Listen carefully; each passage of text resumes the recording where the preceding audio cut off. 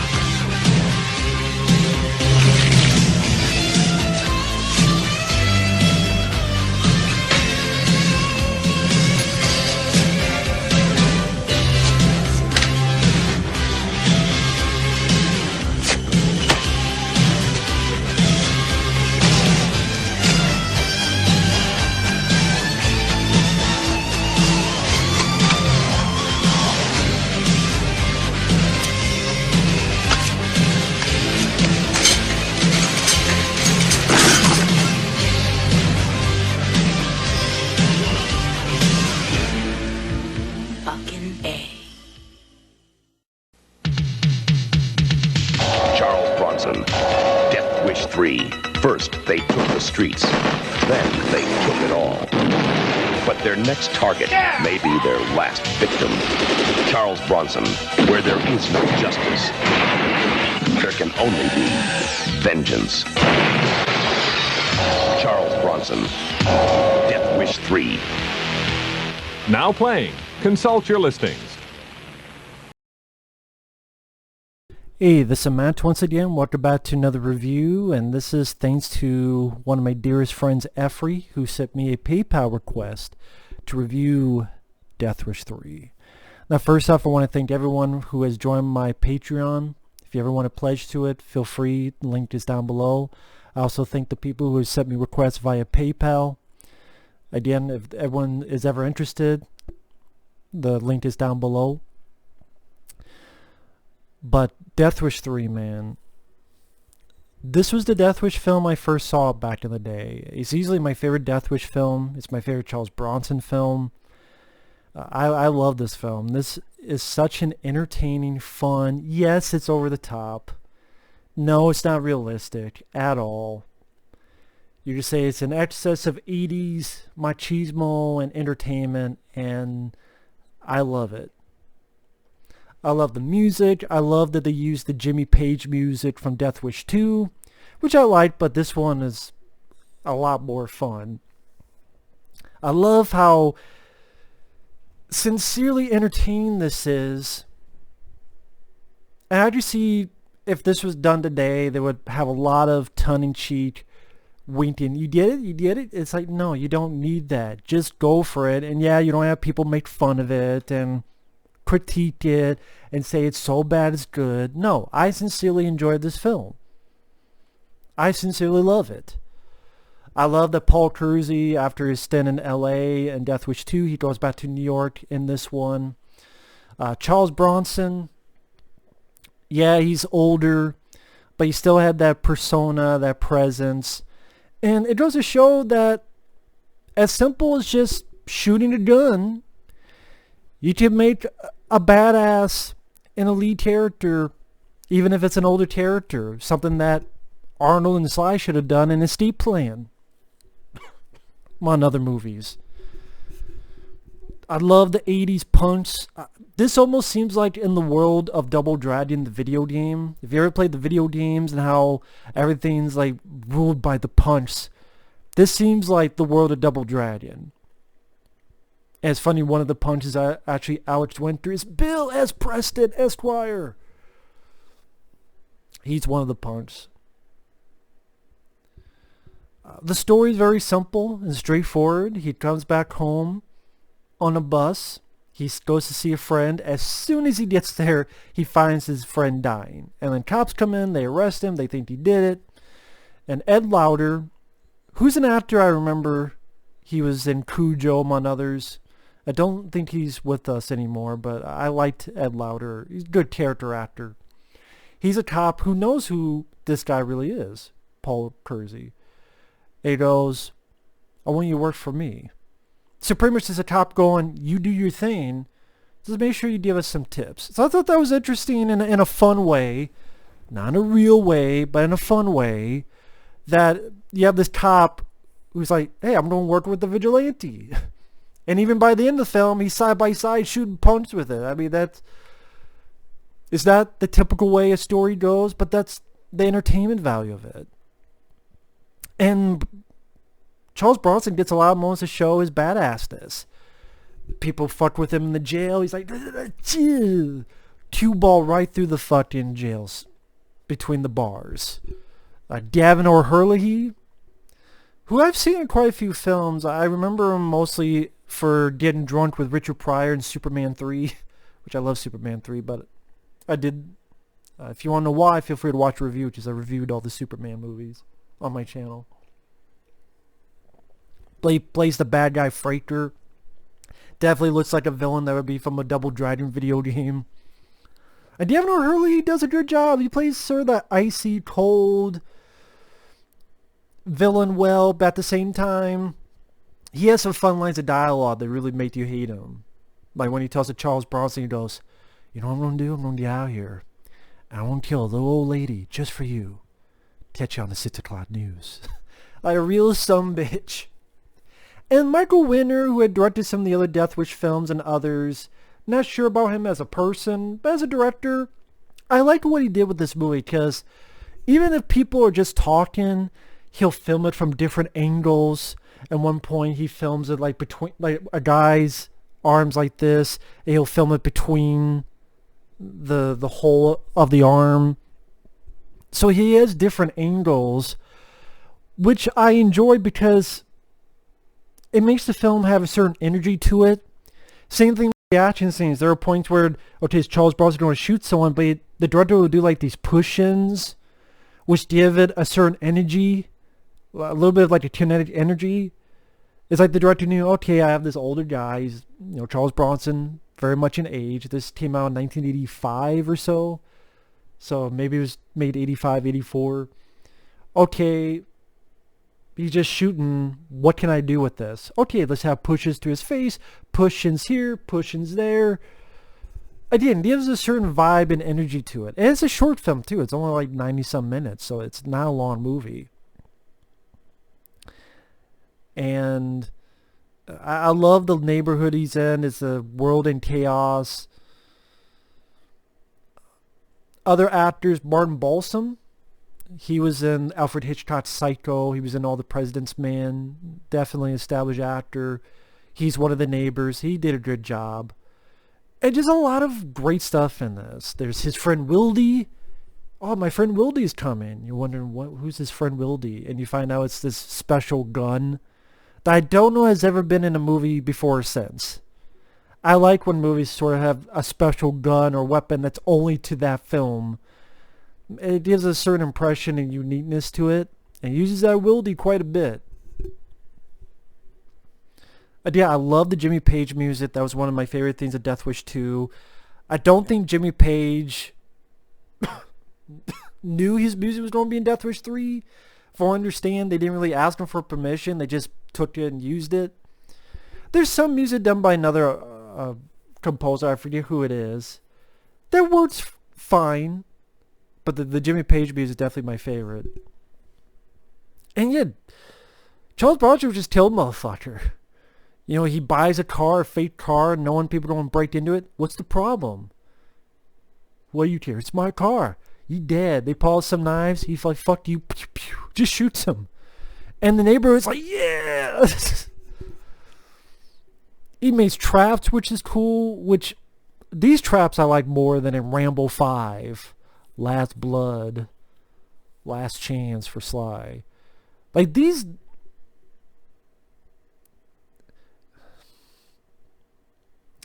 I mean, you know what, Sly? If you wanted to make Rambo 5, you should have watched Death Wish 3. You really should have just gone balls to the wall. Some say he did, but to me, throughout the entire film, it's a balls to the wall movie. Rambo 5 was a boring movie with an ending that's like, okay. There's CGI gore, and I'll take Rambo 4. Thank you very much. It's like, if you want an older guy that can get some retribution, you should watch Charles Bronson Death Wish 3. You should have gone for that. That's just my opinion. But, the traps he makes in this, like he just has nails on the floor. So when people try to sneak in, Charles Bronson comes home, there's blood on the nails. So his foot got fucked up. Later on, someone has made a trap with a knife, so someone kicks open a door. Boom, knife goes right in the head. Or this just bored. And then later on, Charles Bronson finds the stuff, and the neighbor goes, "What's that?"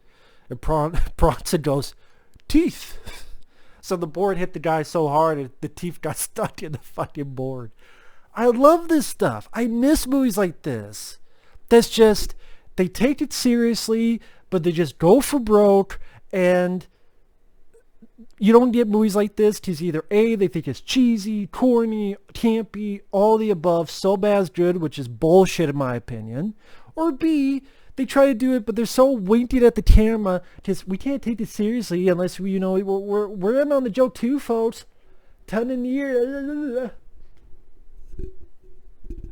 No. That's why many times, not all, but many times when people try to do an 80s movie today, they fail. Because they don't know what made it work. This film is not winking at the camera every 5 minutes. It had a story it told. And you know what? It has good music. It has good action. Direction. Like I said, the push-ins during the action set pieces. The go for broke, don't hold back, go Rambo. It's sort of the Rambo 2 version, Rambo 3 version of Death Wish, where Paul Kersey is definitely more of a Rambo character in this by the end, where he gets that heavy-duty fucking machine gun. Here's a group of bad guys in a car.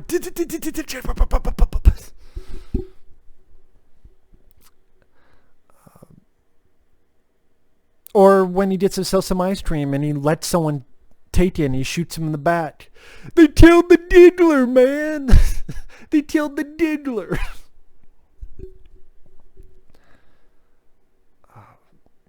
I mean, this movie goes at a good pace, and they knew that, hey, let's stack this up with action, so every, 10, 15 minutes, he's either fighting someone, or shooting someone, or a thing like a trap happens. Oh, what are those? Oh, those are teeth. So it really kept going. The only issue I would say with the film is they try to force in a love interest, where this female prosecutor... At the beginning of the film, Charles Bronson got arrested, he gets released. She's like, "Oh, you should sue him." He's like, "No, I'm not going to." And then for some reason they fall in love. And then of course, you know what happens with this character. It's the most unlucky character in action film fucking history. If you know Paul Kersey, move to another state. Because everyone he knows will die, or get raped and die. In the first film, the second film, and this one, his friend dies in 5 minutes. In the fourth one, he kind of gets the woman killed by his fucking pig-headedness.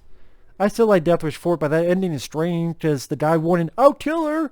Charles Bronson keeps going, and he does kill her. I'm like, it's kind of your fault, Paul. Charles Bronson, it's kind of your fault. You got her killed. "I told you I'd kill her." It's like, you fucked up, Charles Bronson. You fucked up, Paul Kersey. So again, that's the weird thing of Death Wish 4. If you watch that again, he does cause the death of the woman because the guy's like, "Stop." He's like, "I'll keep going." And doesn't save her. So, again, if you know Paul Kersey, move to another state. Get the fuck away from him. Because everyone around him will die. Or overdose and die. Or get raped and die. Or get beaten up and die. But, yeah. The finale... It's total World War III. I fucking love it. All the neighbors get out their guns. Everybody has a gun. It's New York. I buy everyone having a gun. And just all out war where punks are throwing Molotov cocktails. Neighbors are shooting. There's this one woman with a shotgun, blows the guy back. And Paul Kersey hits a lot of fucking ass. Whether the heavy-duty machine gun, the wielding magnum, just... let the bodies hit the fucking floor, man. And then Ed Lauter, the cop, gets to be part of it, and then they get to be a team going down the street like a video game. It's almost like a video game movie. Which, speaking of which, there was a video game on this movie, believe it or not. If I remember correctly, right now I'm going to say, here's the video game of Death Wish 3 for the computer.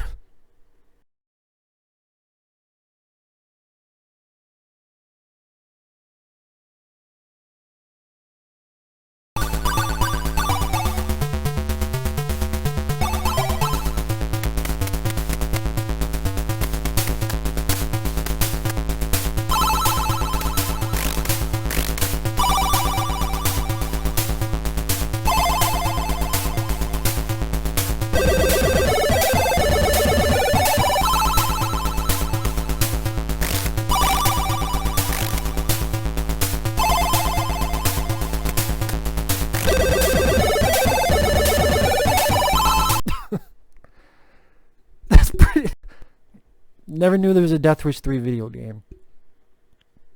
Too bad there wasn't one for like NES or something. I mean, they did Rambo and Dirty Harry. I don't know, maybe it'd be bad if it was on NES or something. I don't know. I love the NES, but some of their movie-based games were not that good, so maybe for the best. But yeah, I mean, just, it's the Wildy Magnum Massacre. I love, the director decided to do these push-ins. I didn't give it a sense of energetic vibe to it. And even the finale, I mean, Bronson and Lauter, they shoot up a whole gang of punks, a crowd of punks, baddies. Charles Bronson shooting baddies that for some reason are in the trees. And even the bad guy at the end, Gavin O'Hurley, gets his comeuppance. Just, oh, you got a gun? Well, Charles Bronson has a fucking bazooka. Boom! Blows your ass through the fucking wall of the building, and you just a charred up corpse. Blew him up with a fucking bazooka. I love it. I love this shit. I love it. They don't make movies like this anymore because people make fun of it and they call it cheesy, corny, crappy, so bad it's good. So then filmmakers go, why do I want to make this film? Or if they do, well, we don't want to be ridiculed too much. So, hey, we're in on the joke. Or we're too cheap because this was made like a real film with the film stock and the budget, the amount of action and body count. To me, this did not look like a cheap film. Film shot on digital that looked like from a fucking webcam. Those are cheap. The action was fun. It was plentiful. The ending is batshit insane. I love it. It was cool to see people like Alex Winter and Ed Lauter. And Gavin O'Hurley was a good villain. Icy creep of a villain. Good foe for Paul Kersey's character. Entertaining moments. They killed the Giggler, and just the special stuff like the Wildy Magnum and the traps that laced throughout the neighborhood. Glad you say, did Paul Kersey do more harm than good? Because the entire neighborhood is fucking destroyed. But, it was for a good cause. I don't know where most of these people are going to live now. Their homes are destroyed. It's like, well, we got rid of the punks, but we have no home anymore. But, then Paul Kersey leaves. But, I mean, you either go with it or you don't, and I go with it. Again, it's just such an insane amount of fun with this movie, man. My only issue is not every film of this nature needs a love story. This did not need a love story. Like every Death Wish film, they try to put in a love story with Charles Bronson, the 5 that he did. I mean, the beginning made sense. He was married, but it's like you didn't need that. I know Charles Bronson was not proud of these films. He was mainly doing it for the paycheck. But I thought for what he's supposed to be, he did very well. In which he's tough, he's badass. Yeah, he's older in age, but for his age, I thought he worked it very well for what he was supposed to do. They didn't try to give him too much. It's not like he was doing fucking flips and acrobatics and shit. It's like, no. He's going to shoot. He's good with a pistol. He's good at aiming. And it's just fun. Again, the combination of the characters, the fun 80s punks with their garb and the look. And again, it looks like a future setting with the world in chaos. Again, I'm waiting for the Double Dragons to come out and steal the girlfriend. And then they deal with Paul Kersey and the 3 of them hunt them down. The action is fun and entertaining and plentiful. I don't know what else to say. This is such a great movie. And I remember one of the first times I did a review. Well, it was a very early review. It was a review of my friend Effrey on Death Wish 3. And it's one of the ways I got to meet my friend Effrey, where, work with him, talk with him, was because he's a huge fan of Death Wish 3. And that's another good, quite a personal but good thing about this movie is it's one of the many things that led to my friendship with Effrey, who's one of my brothers from another mother. and one of my dearest friends in my entire life. So if Effrey ever sees this, thank you so much, man, for your friendship, as well as, you know, for the PayPal, but for your friendship. Dearest friend, one of my dearest friends, and thank you guys for watching. Take care. If you've never seen Death Wish 3, you don't need to see the previous ones. You'll understand it. You won't be confused. You can watch as a standalone. All you need to know that he's been a vigilante in the past. That's all you need to know. So you can watch this standalone. You don't need to have seen the other films. Just check this movie out. If you like 80s films, if you like action films, if you like over-the-top films, it's fun. It's plain and simple fucking fun. You know, from the Canon logo, which I love that logo, because I'm a fan of Canon films, to the Bazooka Foo. So thanks for watching, take care, and we will see you guys in the next video. Later.